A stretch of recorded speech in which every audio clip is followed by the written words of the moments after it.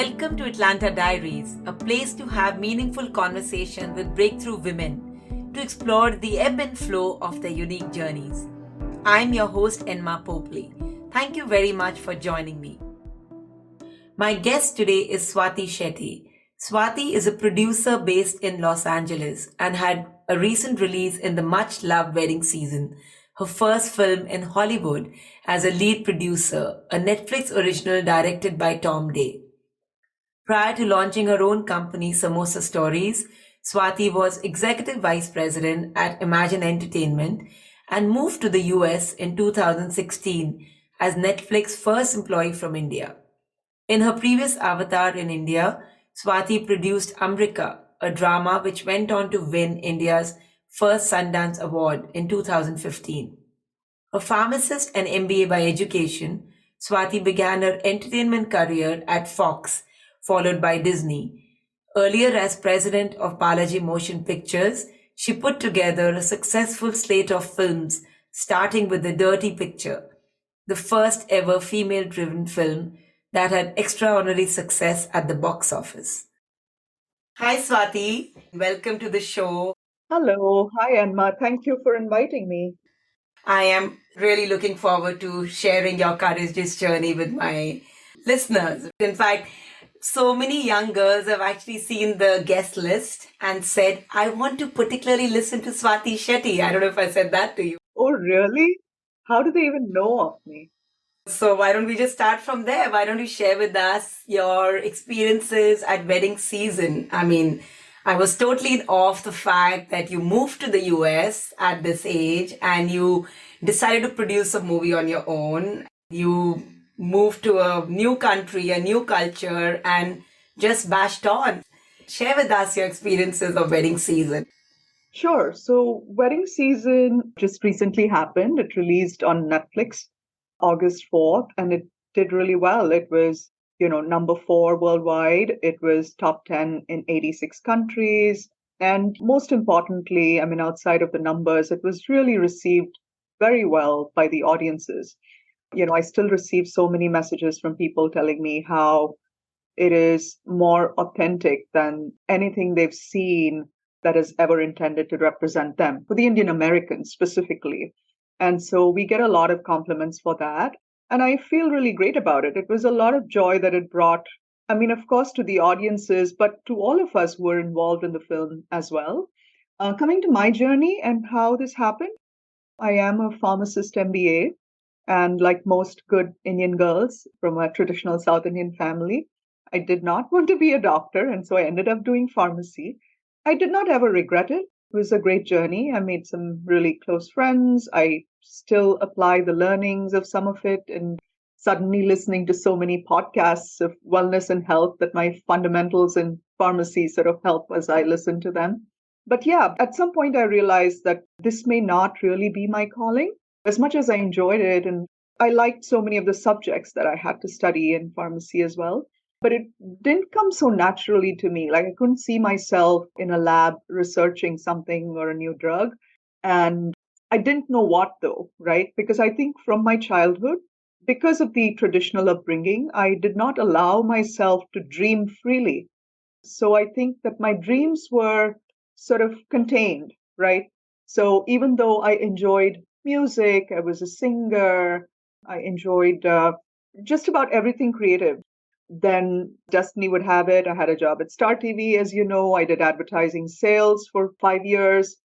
And then when Disney came into the country, I joined Disney with a condition that I would move once the ad sales is set up and their revenue thing kicks off. I would move to something else because by then I knew that I wanted to be on the creative side of things. Now, obviously, it's very hard to move from the revenue side of things to being creative, right? But as luck would have it, there was a job in content distribution that the management put me forward for. And that's when I had my new job, which was a little bit of a transition in that sense towards creative. But it wasn't still creative. It was Disney ABC content distribution. And that business grew by about 60% or so in the first year. And just by virtue of the fact that I had delivered a couple times across two businesses, I was put forward for the studio job. at one point, which was the Disney studio. And in India, films were just beginning to get more organized. If you remember, it was a very unorganized industry at a certain point, and this was just pretty much the beginning, right? Studios had just about come into our country, and there was a certain gap in the way we would function in India and the way America would function, because most of these multinationals were American, or almost all of them. And so I think somewhere the business side of things helped transition into that role. And by then, I'd also begun to know that I loved film. I enjoyed watching. And to date, I think that is my best teacher. And I did everything to compensate for the fact that I wasn't from the film world. I'm very aware of it even today. Like, I know that I'm not film educated, in the sense, not film school educated, let's say that. So I'm very aware of that. And I make up for it by really learning from everywhere else, from everything, whether it's books, masterclass, podcasts, my interactions with everyone who contributes to my life. But for me, every interaction is a lot of learning. I am a good listener, observer, I think. Somewhere the universe played a role in bringing me to this. And yes, I think I've gotten very close to my calling, but I still don't know if I found my calling. I mean, I enjoy what I do, don't get me wrong. I've come closest to my calling. But is the producer thing my calling? Yes, maybe. But there could be other things. I don't know. Did that answer the question? That's great. It answered the question and a lot more. It gave us a good 360 view and understanding of Swati and her journey. So yeah, so Disney Film was like the first film job. And then, I had a great time just knowing that this is for me and I love film. I began to watch so many films from all over the world. Then I moved to Balaji as head of their motion pictures business. I was president motion pictures at Balaji for a while, and that gave me a real introduction to Bollywood. I met with everyone from Bollywood, tried to build out a whole slate.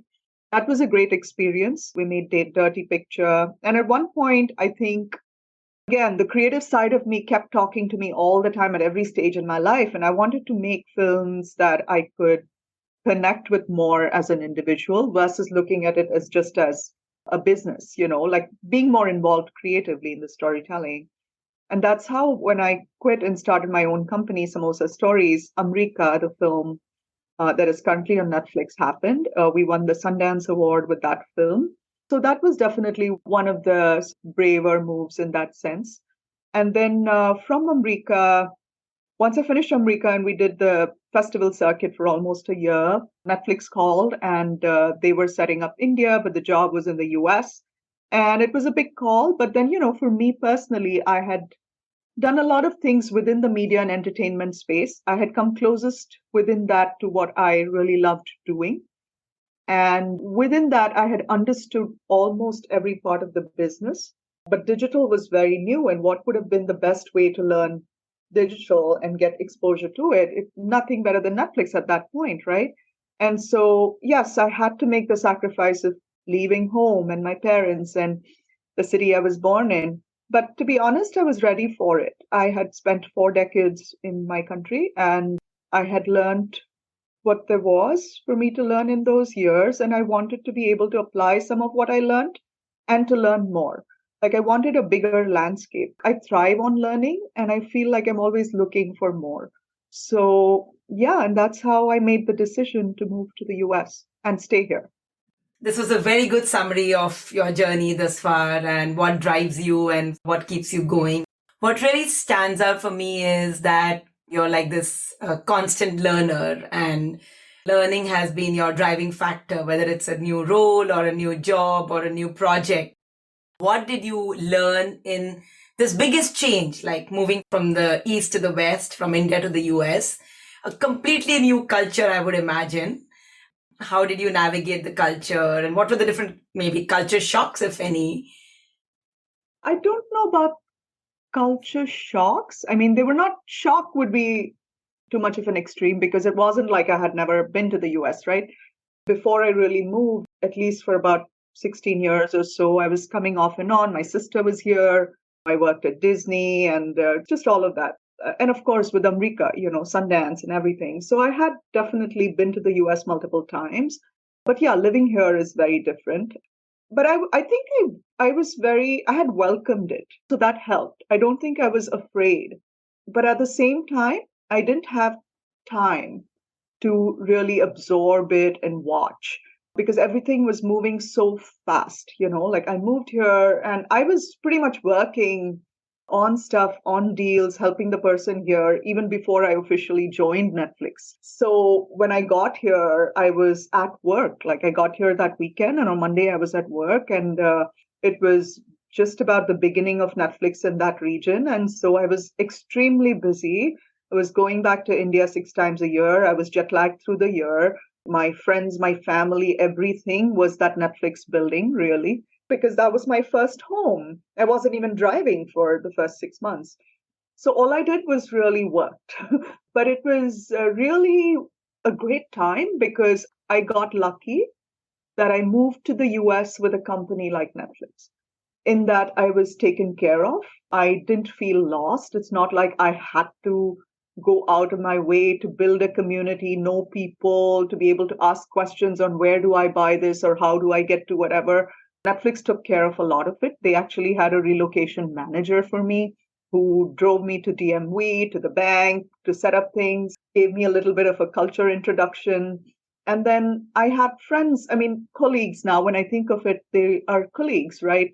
But they become your friends at that time because you're new to the country. And so I would ask them questions. I remember one of my colleagues actually coming when I went to pick up my first car because this was my first car. And this was the first time I'm driving with the wheel on the other side. And I was a little afraid and she and her husband just showed up.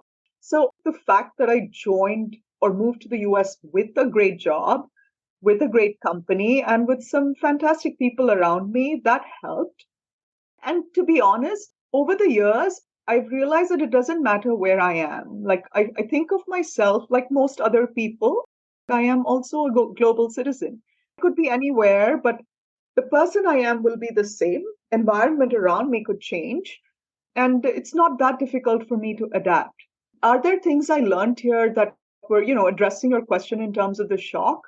Were things new to me? Of course, a lot, and there were many things that I didn't necessarily see or learn immediately, but over time. For example, when I got here was the year when Trump was elected, all of that happened. And there were emotions, there were extreme emotions I was exposed to about politics, about race, about all of that. And to a large extent, yes, did I see some of that in my country? Differently, very differently, because it's about class, it's about wealth, it's about color in a different way in my country. Whereas here it was very different. And did I experience racism ever in my first few years? No, because I don't think I even had a radar for it. Yes, I've had one or two episodes outside of like my workplace that I was like shocked. I remember at a grocery store, a woman telling me to stand at a distance, and it was a bizarre experience. But other than that, in general, I've not had that. But over the years, I've become more alert. I have begun to see what that really looks like. You're blind to it until you really have the knowledge, you know the history, and you know how these things play out. Have I experienced newer things, good and bad, in this country? Absolutely. Has it been to the extent that I wanted to run away? No, not at all.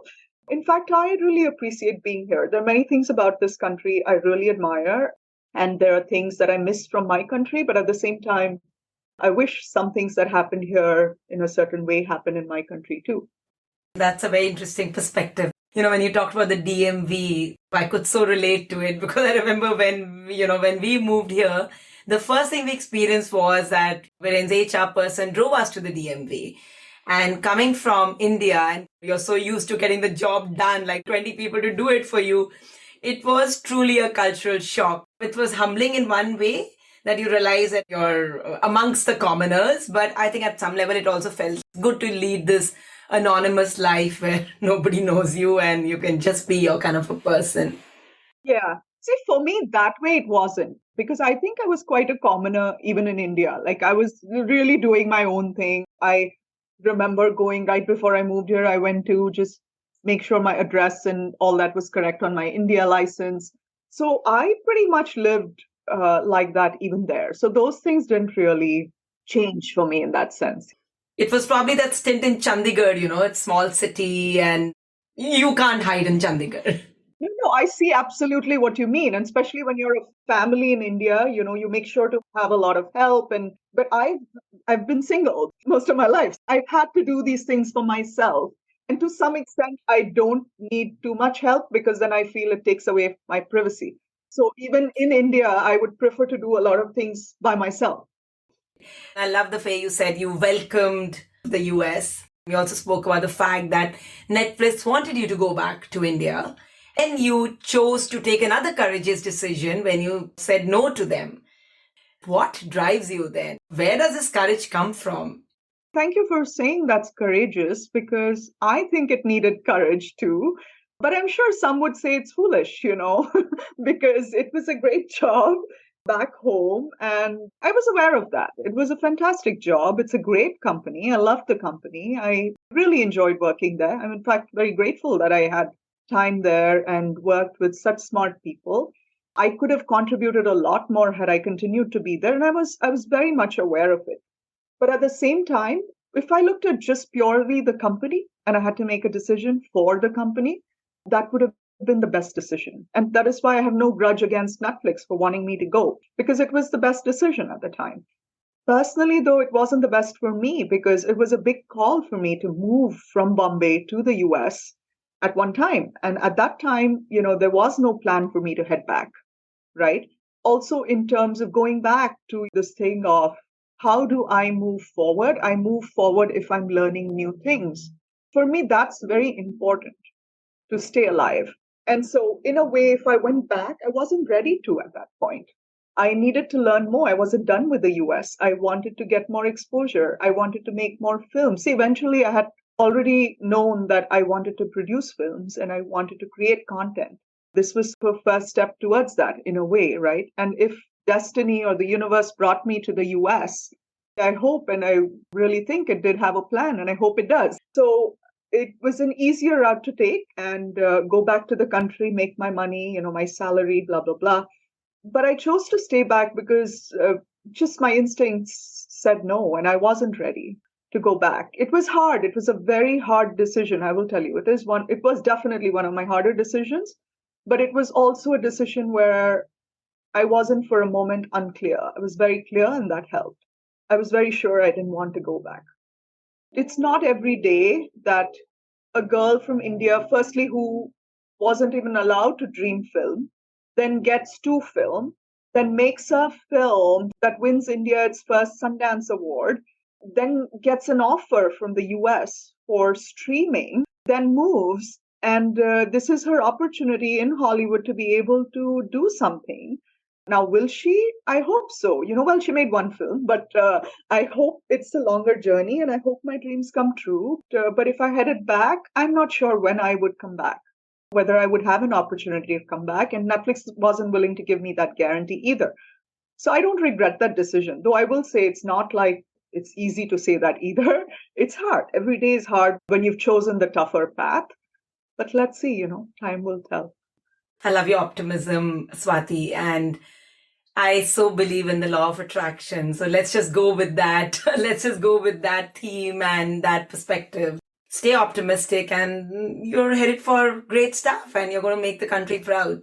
You've said that you come from a conservative community and there were clear do's and don'ts, right? So I'd love to double click on how did those early years shape your journey? So I would say more traditional in that sense. Yes, conservative, but with in a different perspective. My parents came from the Band community, and there was a certain thing about the word my father used always was maryadi, which means izzat in Hindi. Izzat se rehna. Like he did that even like a month ago when I was in India. Like wherever you guys are, whatever you do, live with dignity. So that dignity became like a big, it was taken to extremes and it was the definition of the community and it was the standards of it were different for men and women, right?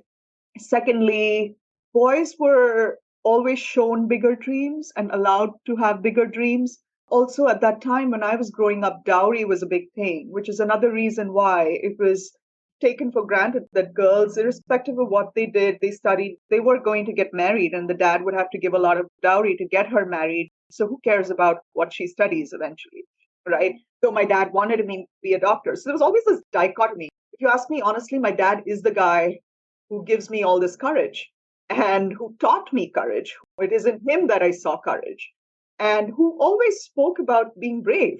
And at the same time, he's the guy who pulled us back from doing some things because he was afraid. There's a part of him who was a father of three girls, and he had to live by the standards of the community. He did not want us to marry intercaste. That was the big thing. It wasn't even inter-country or inter-state or anything. It was literally even like intercaste, right? That was the word that was used the most at the time. Everything emanated from there, which is one of the reasons he wouldn't like for this child to get more exposure. He was always afraid when I was invited to a poetry competition or a singing competition or had to give the welcome speech to the Archbishop when he was in India.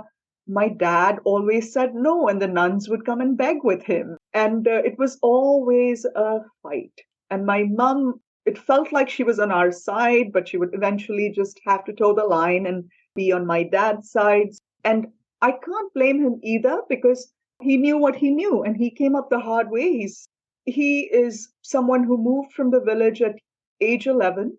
He had a sense of duty and responsibility to his family. And so he studied night school. He worked in the day. He did not allow the restaurant owner to adopt him when he wanted to. And my dad felt a sense of responsibility and said no. He made something of his life. So to be honest, he is somebody who is my hero. And coming back to your question, I just wanted to give you the context of that. So, where the traditional came from. And so he wanted to win in his community. He wanted his daughters to make him proud in the definition of what he thought success is, right? And for me as a child, he gave me that education to question things. My school teachers taught me to question things. And we were full of questions because we were seeing all these things happen around us. And we were like, why aren't boys and girls treated equally? Why would you want me to marry XYZ? But a lot of times we weren't even allowed to ask those questions because all of those things were taboo, right? And so I think there was a part of me that knew that at some stage I would move away from this all. There was a large part of me that was also not afraid, but bogged down by the fact that, is this the life I'm going to live? Like, am I going to be like every other girl from my community who gets to a certain age, whatever she does, studies, even I know doctors who married a hotelier or something and then, didn't even end up practicing and they're home with their kids and they're living in dignity, right? I'm not judging their lives, don't get me wrong. But what I'm trying to say is that wasn't for me. Did I do it? I did it to some extent, to a large extent. And the reason I think many things in my life took a longer time to get to where they were probably meant to was because I lived for parent approval. I wasn't rebel in the technical sense of it. I wasn't that child who rebelled in that sense. But slowly I did, right? In different ways. But I wanted them to be okay, even though I think that I have worked at getting over parent approval. I think a large part of me has been conditioned with it.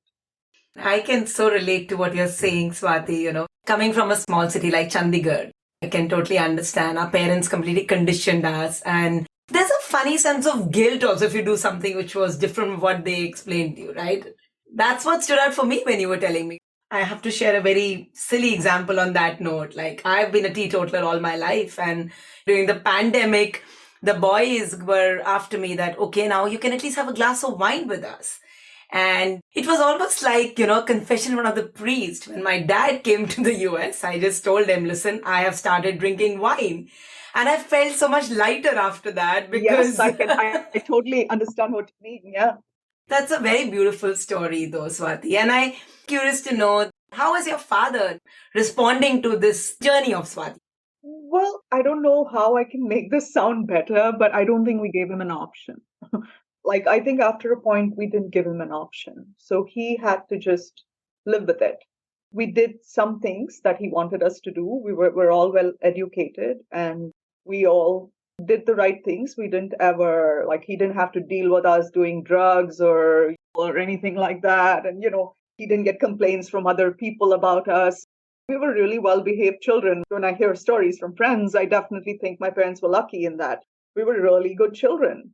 And over time, I think it was just due to us to explore life and to see what's there for us and to move forward and to make our choices. And I am grateful that each one of us had our own paths and we found that. And we found the courage to make our own call and make some decisions, knowing well that our parents may disapprove and may not be a part of our lives.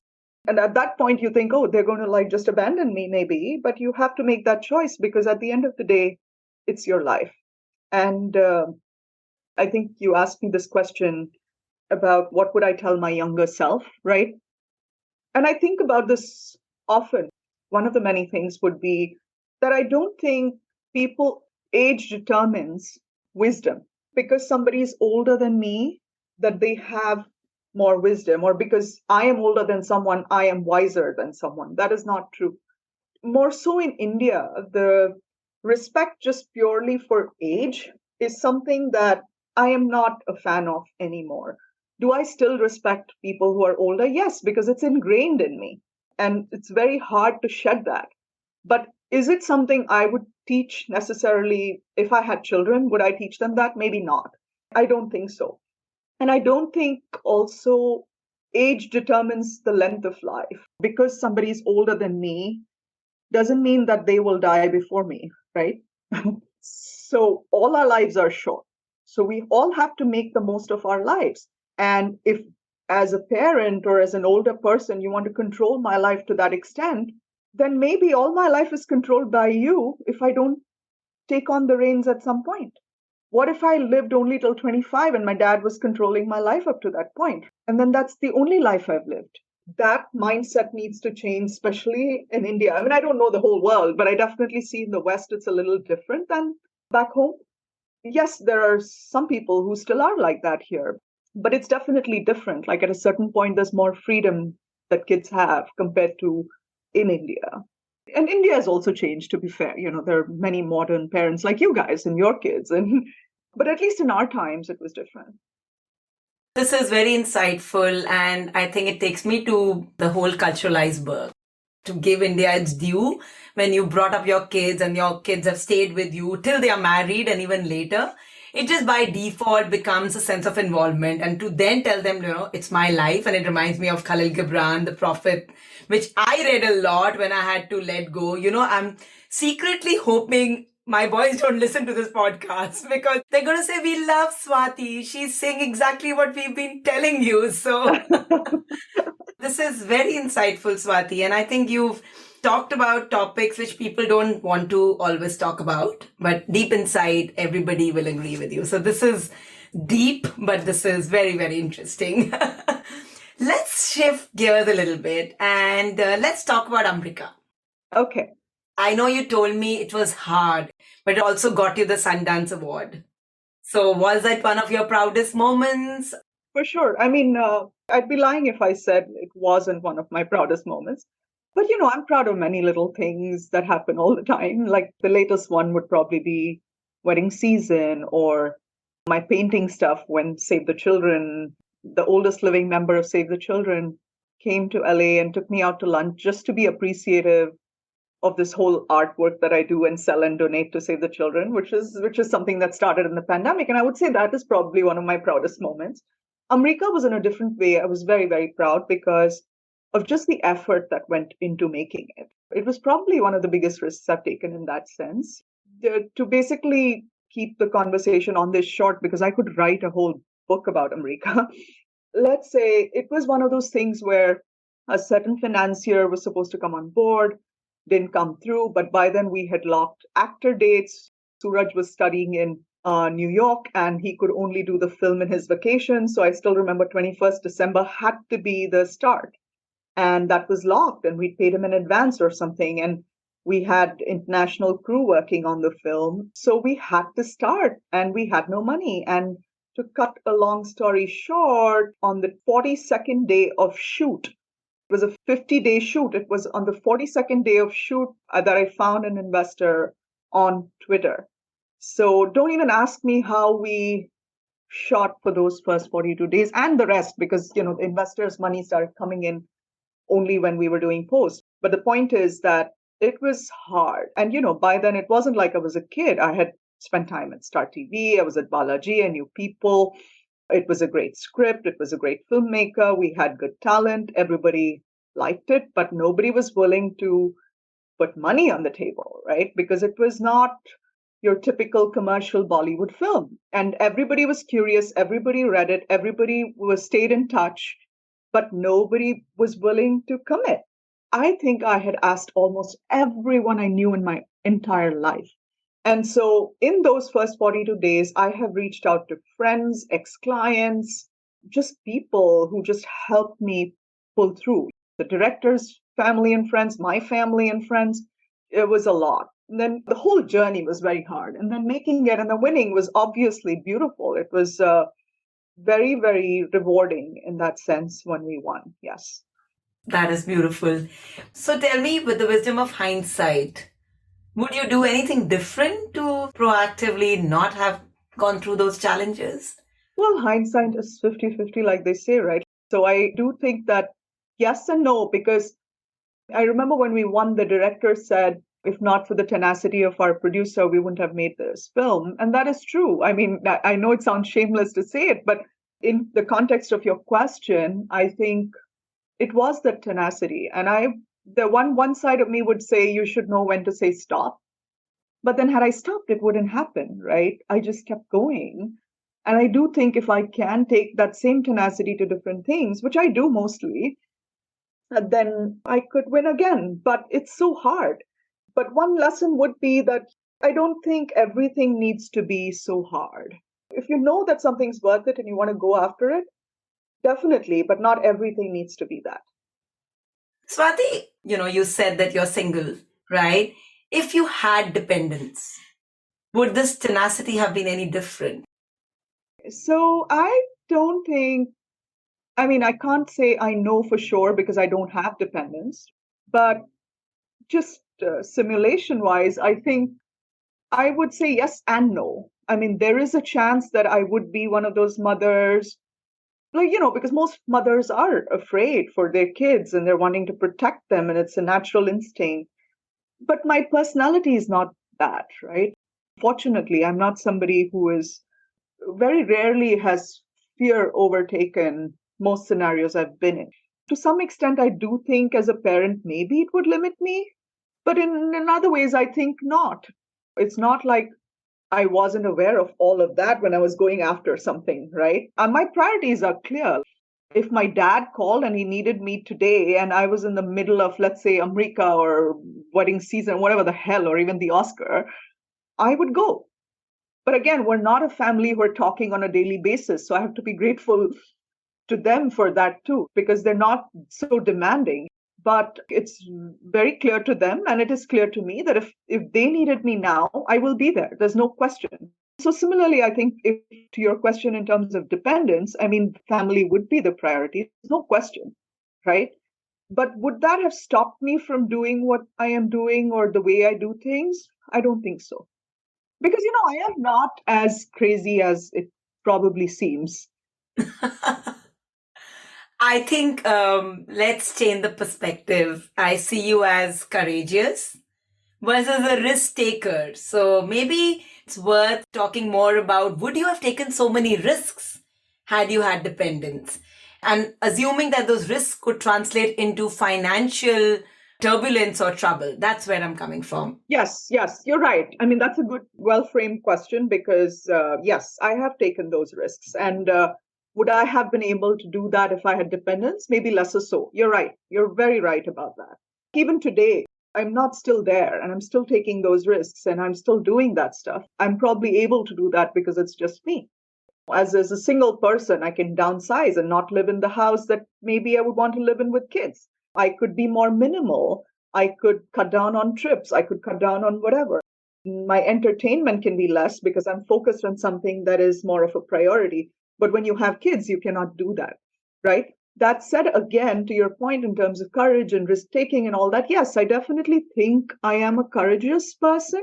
And I think that comes from somewhere from my dad, maybe mom, I don't know. But I would like to be more courageous, in fact. I am a bit of a risk taker, but the one thing I will say there is I am not impulsive. It may seem like I am impulsive. I do take some decisions that are very quick. I think a lot about things, and so most times I'm pretty clear on what I want or what's the path I want to take and what I don't want, more importantly. Just to give you an example, it may have sounded impulsive to say, oh, I didn't go to India because I didn't want to go. And so, irrespective of what money that job paid and what position it was, or how much I could impact things in my country, and as tempting as it was a clear decision because I knew what I wanted and what I did not want. So, I think I am definitely not as impulsive as I sometimes may seem to people. What is it that you want and what is it that you don't want? I want a lot. Go for it. Beautiful life, which I have, to be fair. I think I have a beautiful life and I have earned it. And when I say beautiful life, I don't mean I'm rich or anything, I'm not. But I'm very grateful for a life where my everyday is beautiful. I live in a city that's so beautiful. There's the ocean, the weather's great, there's green all the time. I see 100 flowers every day. I have hummingbirds outside the window right now as I speak to you. And I am extremely, I cannot even tell you, this sounds maybe just airy fairy fake, but it's not. Like It does, and I can relate to that. I am extremely grateful for that. And in a way, I think all my life I dreamt of that. I wanted that. And the fact that I am grateful for it makes me never take it for granted because that also continuously inspires me. And what do I want from life? I want that. I want my everyday to be great. I want to be inspired every day and at the same time inspire myself, hopefully, do things to inspire others. I want joy and I want to create joy with others. The feeling, like my recent feeling of joy, I would tell you that shared joy was when we had the premiere of Wedding Season. I remember the actors, both of them, in a dark corner coming in, like just throwing themselves at me, and somebody got a picture of it. We'd look all messed up, but it was a moment of joy. It was shared joy. It was a film we shot in COVID. We all came together. It was not the easiest. We've had such tough conversations, but here we are, and the world is loving it. And we created this, and that joy is something I want over and over and over again. I want to be able to tell the stories I want to tell and help other people tell their stories. What I don't want is I don't want ever to get trapped in the things that don't bring me that, the things I want. So, for example, I want to be very healthy. I want a very, very long life because I know there's so much advance in science, and I want to be alive to see many things unfold and happen. The more I read about these things, like I wish I'm alive to see them. I wish I'm healthy to be able to enjoy them. I wish I'm creating for another, whatever number of years. Like a friend said something last night, we were at a movie screening, and, on our way there, she said, and she's younger than me, maybe just 40 or early 40s. And she said, I feel like I've begun to live the second half of my life. The way she explained why. And then I spontaneously said to her, somehow I have not begun to feel that way yet.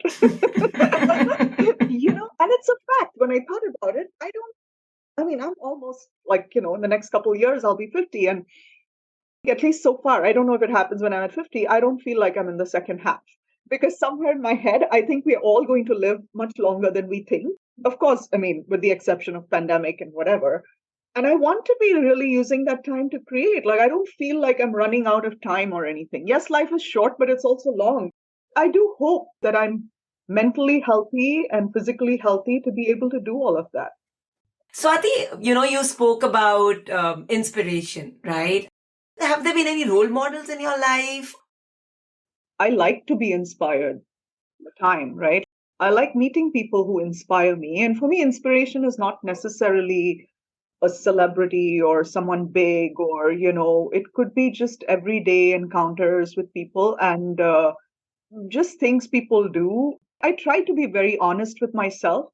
So when I am inspired, I know. When I feel sadness, I know. I'm like closest to my emotions. And so I let it flow. And which is why it also helps me with work, because when I read something or when I watch something, I know how it's affecting me. I allow myself to be inspired. I am observing all the time. It's nature mostly. And I think it's nature in a bigger sense. Like I would put people in that. So you spoke about Ekta, for example. You said she and I are very different people, but yet she inspires me a lot. Oh, she does, because Ekta, for one, is somebody who is extremely passionate, knows what she wants, goes after it. Again, she is not somebody who's not afraid. She has her own fears, but she overcomes them. She is constantly learning. She puts herself out there. She takes risks. And I think those things I admire because it takes a lot of effort. It takes a lot of courage to be able to do those things. I actually admire anybody who is able to overcome their weaknesses or the cards that were dealt to them, deal with them in a way that they make something of it. When I watch shows like, for example, Love on the Spectrum, it's a show on Netflix you must watch. I will. Mm-hmm. My language, I hope, is not wrong, but these are people with disabilities, right? Like learning disabilities and people on the spectrum.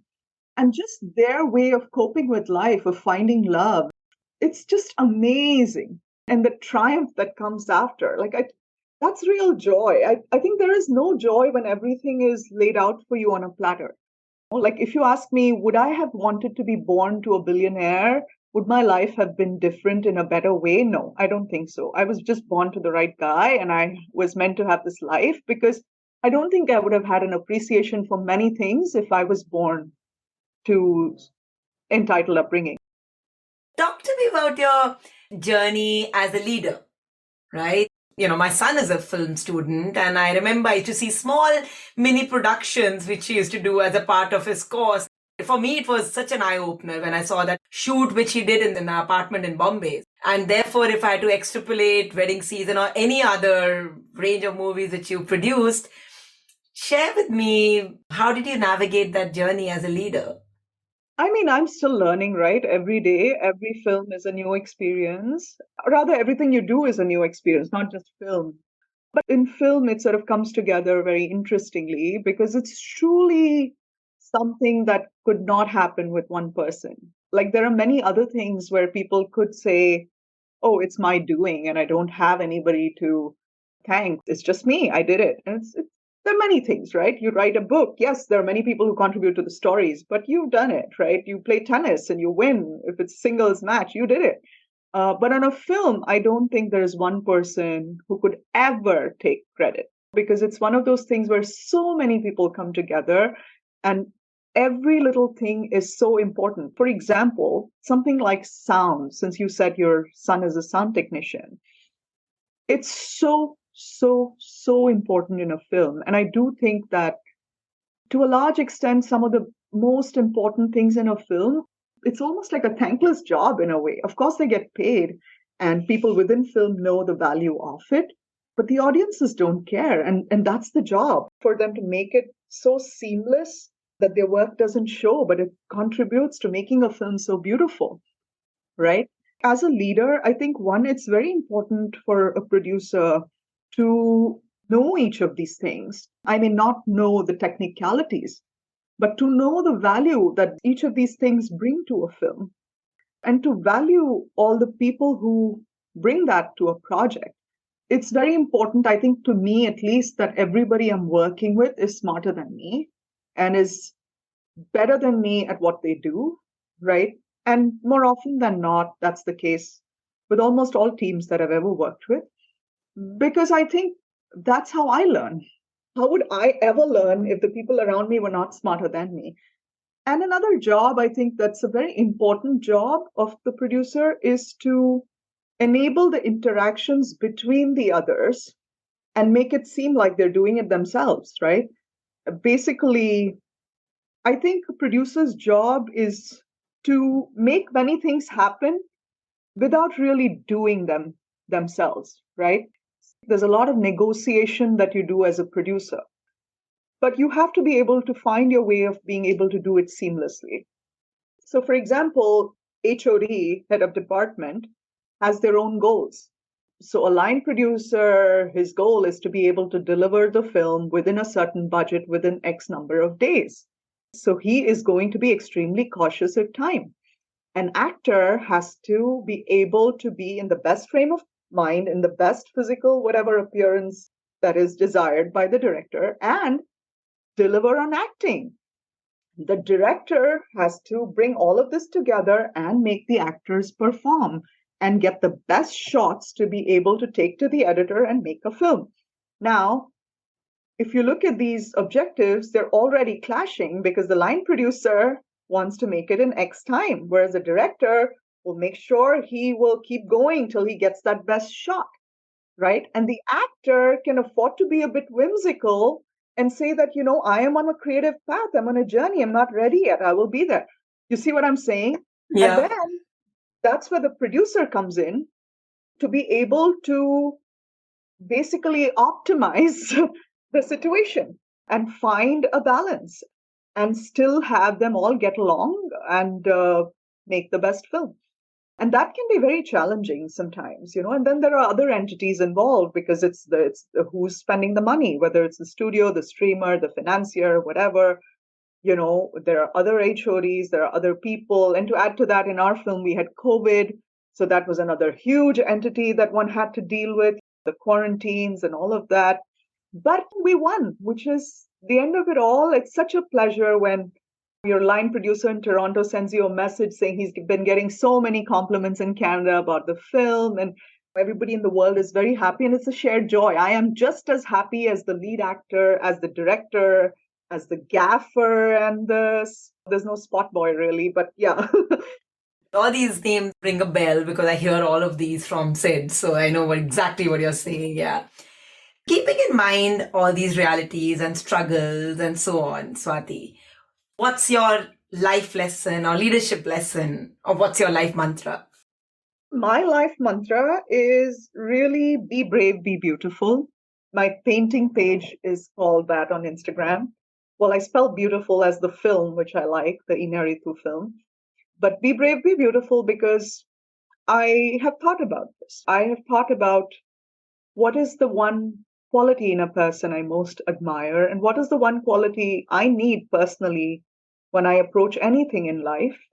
And what I mean by beautiful is not really just vanity, right? I think the outcome needs to be beautiful. So the intention is to do something in a beautiful manner. And that beautiful is a definition in my head. But anything, any situation you apply this to, like simple thing, right? Like you're in a conundrum about something and you have to make a decision. Do I let this go or do I go the easier path? Now, what would my be brave, be beautiful mantra tell me?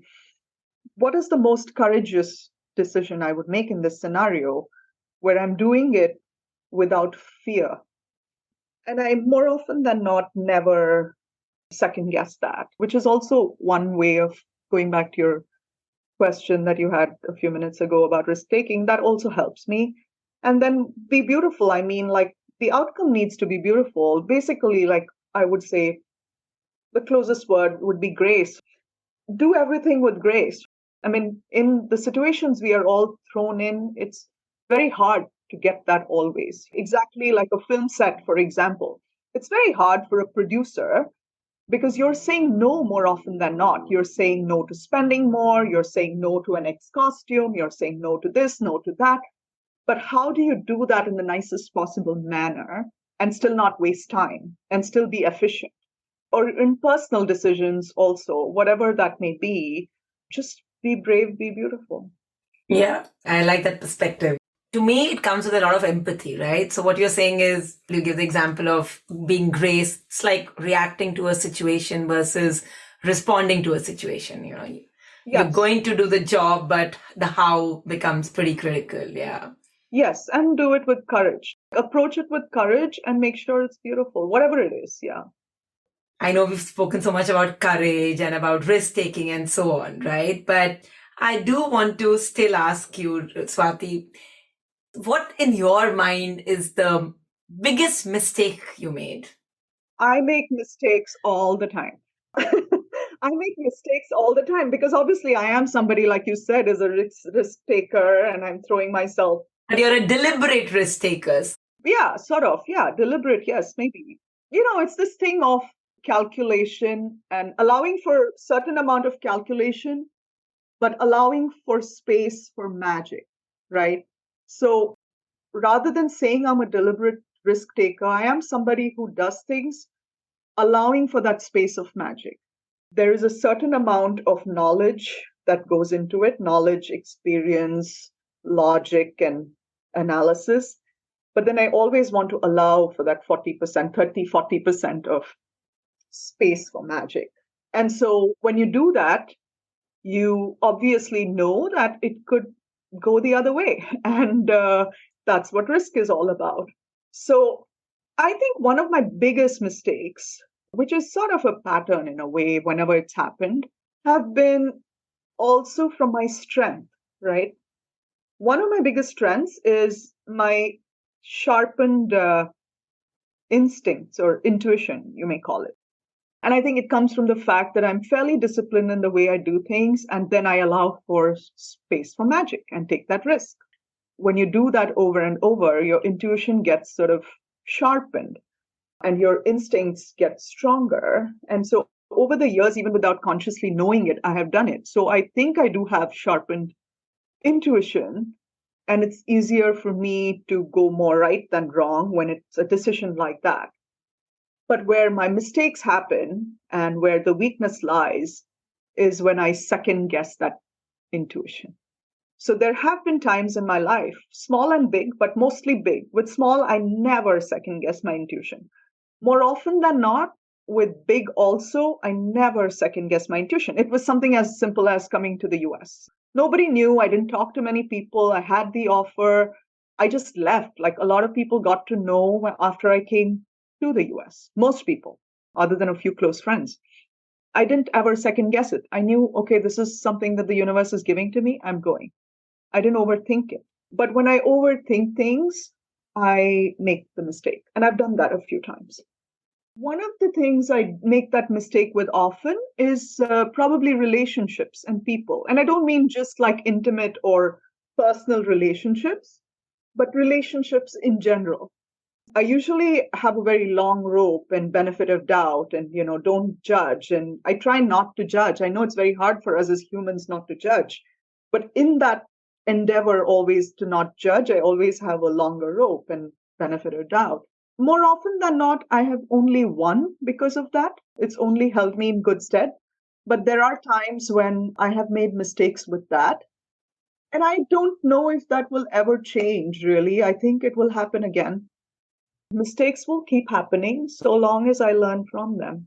So, you remember I mentioned to you that I did this little survey across the globe with around 300 women. And interestingly, the learnings of the survey were quite consistent. And picking up from your corporate experience, I'm going to ask you a few questions and I'd love your perspective on that. For one, a lot of women said men have to simply state, but women have to convince. The other was, how do we get the rightful seat at the table? How do we get our authentic selves to work? So interesting. And I don't know if there is any right or wrong. With every case, it's different. And secondly, I don't know if I have been able to really overcome these things completely, or I don't know if anybody has. It is hard. Whatever age you are, whichever stage that you are in your career, you're still convincing and you're still proving to people that you can, right? And to your point in terms of men's state and women, I'm not the kind of person who sort of talks to these things too much, not because I don't believe they're true. Of course I do. And I've experienced them a lot. But it's just that the more I talk about it, I feel like we're giving that so much more importance and we don't move on in a way. But I also realize the importance of being able to coach younger people so they don't make the same mistakes as us. One thing from my corporate experience, I would say to every woman, every man too, actually, every young man and woman, is do not fear. Because again, coming back to courage, right? don't fear. And I have myself been guilty of it. In my younger days of corporate life, I have been in situations where I am not sure I would react the same way as I did when I was younger. I am sure I would stand up and speak up for myself differently. I always did speak up for myself. I'm not somebody who holds back when there is something to say, but I think I could have done it with more courage. I could have done it in better forums. I could have been less afraid of the powers to be. And I would think that everybody should know that people with a certain wrong sense of power love it when others are afraid. They love to make people afraid. And don't fall for that, because life doesn't begin and end with one episode in your life or one story or one job. There's a long life ahead of you. Nothing is the end of something. I know it's hard. I know you have to take money home. I know you have to put food on the table, but show a little courage there. Know your worth. I understand insecurity that you would lose your job, but really, are you that person who could do nothing? I think anybody like us who has had a corporate job, and I'm not talking about a certain level, I'm talking about even if you're a starter at like an organization in a corporate job, then you've already studied that much, you've come that far.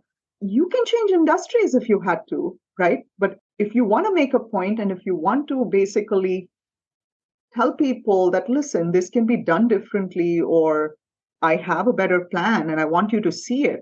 And then if you're still not getting respected, I think you should move on. I would have probably done different things in my younger life with just a little more courage. And I feel be true to yourself. Like they say, borrowing from a complete cliche, actually, that there is no other person like you, or something to that effect. There is no other Enma, or there is no other Swati. There is only one. So why not just be that person? And I believe in that because I feel like in my case, for example, I'm a straight shooter. I am not so great with language always. It's not always nuanced, and I am not mollycoddling people as I give them the message, right? But if you ask me, is it always great? No. Some people do not receive things the way I intend for them to receive it. But more often than not, people trust you because they know you will give them the truth. They know that when I am then complimenting them, they know it's real. And so I think you should definitely be true to yourself. You should definitely be brave. And on the side, I feel just keep on that journey of knowing who you are and what you want. Because I think that confidence that comes from that space helps you in the other space. Because your life is not determined then by where you work, who's your boss, what you do, because you are you, and then, or how much money you have. I don't think life should be that. The moment that changes, you have more courage. And I think that would be my advice to younger people. And also, don't make work your everything. I am still guilty of that, but that's by choice because I enjoy my work. But at the same time, I do think that when I say don't make work your everything, I don't mean don't give all your hours to work. Give all your hours if that's what you want and that's what you enjoy, right? But that is not life. That is not 100% of life. It is part of life. What's next for Swati? Well, I hope a lot, like I said.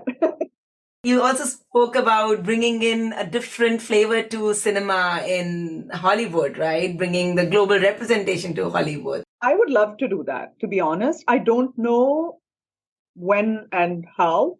I don't know when I will find that opportunity, the capital, and everything that goes with it to be able to make that happen. But I would love to have that opportunity if it happens in my lifetime. I would keep wanting to make great films.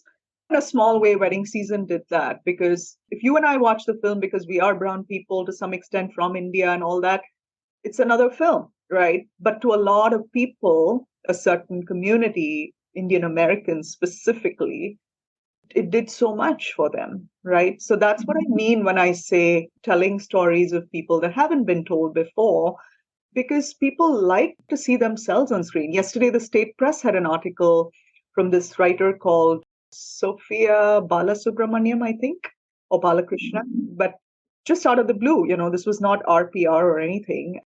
She just wrote an article about how for the first time she felt represented. It was so amazing for me to read that. And I want to do that. I want to tell those stories. I think stories have the power, not just influence, but impact. And that power is sometimes underestimated. And I'm lucky to be in film. I feel fortunate every day. And I hope that somebody helps me, enables me to be able to tell these stories and things come together and magic happens. Because I am definitely a crusader for those kind of stories and representation. And I don't mean just like race and caste. There's so many things, just stories that haven't been told before. At some level, Swati, this is exactly what we're doing at Atlanta Diaries. You are, absolutely.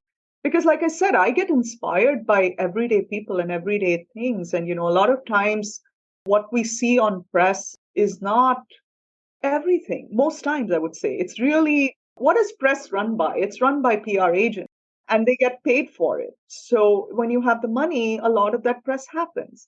But then there are so many people and so many untold stories of so many successful people, even not just successful, also rich, but they don't want to do any PR. And I want those stories to be told. And I think that would make the world a better place.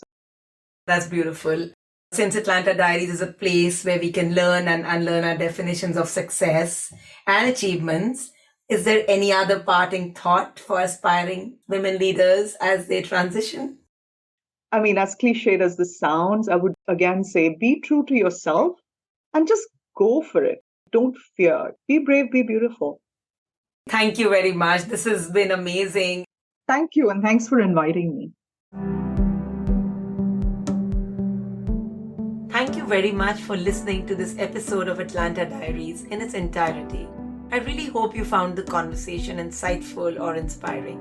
I really wish for Atlanta Diaries to be a place where we can learn and unlearn our definitions of success, build a community for the ones who may have multiple North Stars, and connect deeply beyond the limit of this audio file.